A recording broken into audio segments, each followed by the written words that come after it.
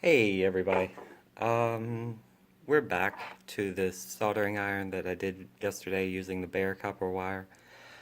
A few people noted that I didn't pre-tin the tip, so I was going to show you how to do that right now. And the first thing you need to do, and I already did it here, is polish it up. So I used just some fine grit sandpaper to make it really shiny. And right now it's heating up, so just give it a few minutes here and we'll end up just dipping this in a pool of tin, or what do you call it, lead-free solder. And we'll just make this tip all nice and shiny, and that way we can solder very well with it. So hold up and let's get this warm. Alright, that didn't take long. It's heated up, and I've already melted some solder into this pool. And I'd normally just run it through around a few times just to make the tip all nice and shiny, and it'll start to replace some of the copper as this wears in. In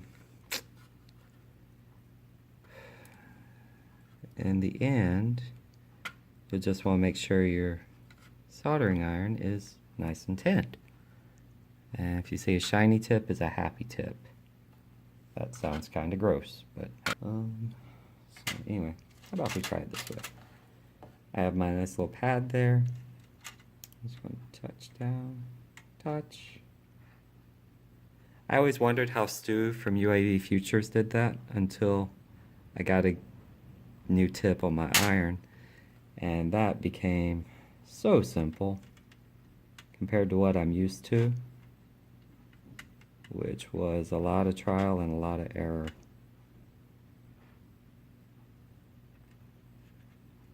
Touch and touch. And there we go. And that is tinning your tip. Just wipe it clean,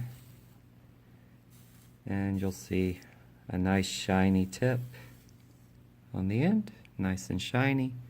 And that is what you want whenever you solder, because it makes life so much easier. Alright, so that's all. Y'all stay awesome. Thanks for watching, and we'll catch you on the flip side.